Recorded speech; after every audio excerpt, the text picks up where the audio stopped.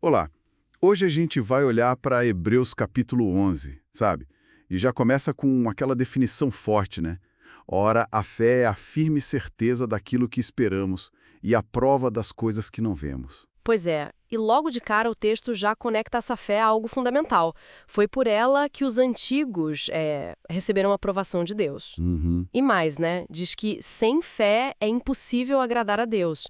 Tem que crer que ele existe e que, assim, recompensa quem o busca. Não é algo passivo. certo. Aí o capítulo desenrola tipo uma galeria de exemplos, né? Começa com Abel, Enoque, Noé. O que une essas primeiras histórias, assim, além da confiança básica em Deus? Olha, o padrão que vai surgindo é a ação baseada no que não se vê ou no futuro incerto. Abel oferece um sacrifício que Deus aceita, pela fé. Certo. Noé, por exemplo, avisado de um dilúvio, algo nunca visto antes, ele age em santo temor, né? Constrói a arca. A fé aqui não é só sentir, é uma resposta ativa mesmo, sabe? Mesmo contra a lógica aparente. Entendi.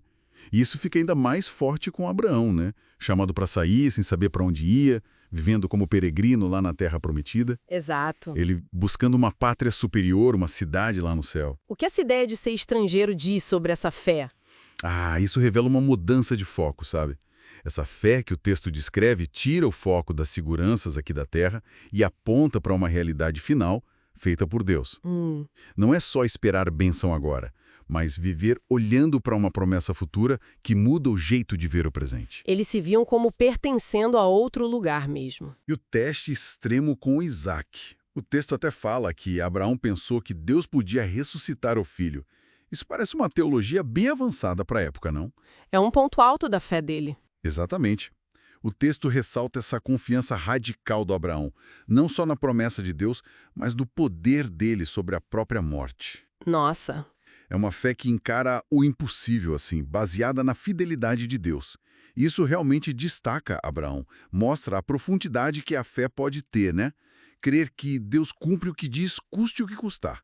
E essa mesma fé agiu em Sara também, né? Para ter um filho já idosa. Sim, a lista continua. Isaac, Jacó, José, e aí vem Moisés. Escolhe a tal desonra de Cristo em vez dos tesouros do Egito. Uma escolha impressionante. E depois vem os atos coletivos de fé.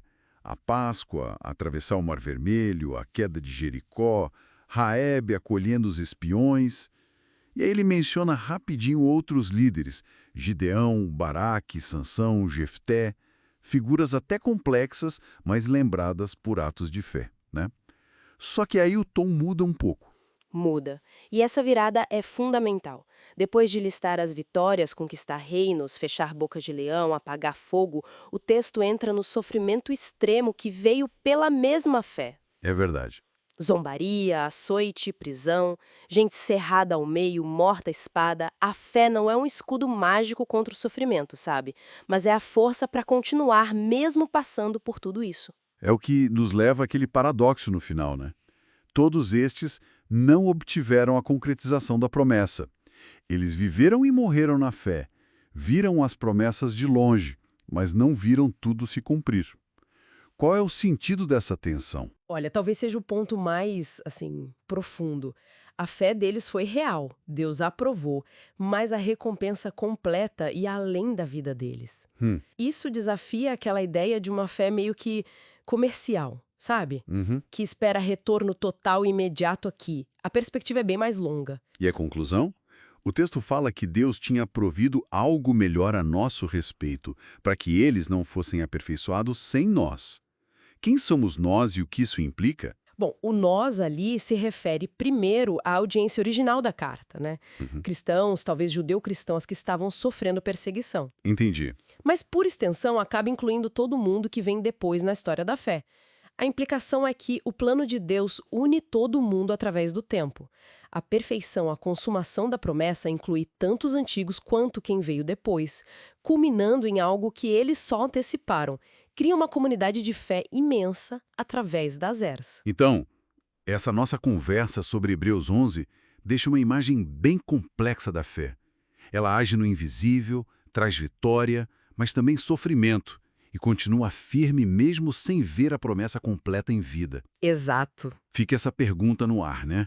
Como é que todo esse legado, esses exemplos todos, desafiam o nosso jeito de pensar sobre o que é ter fé e para que ela serve hoje em dia?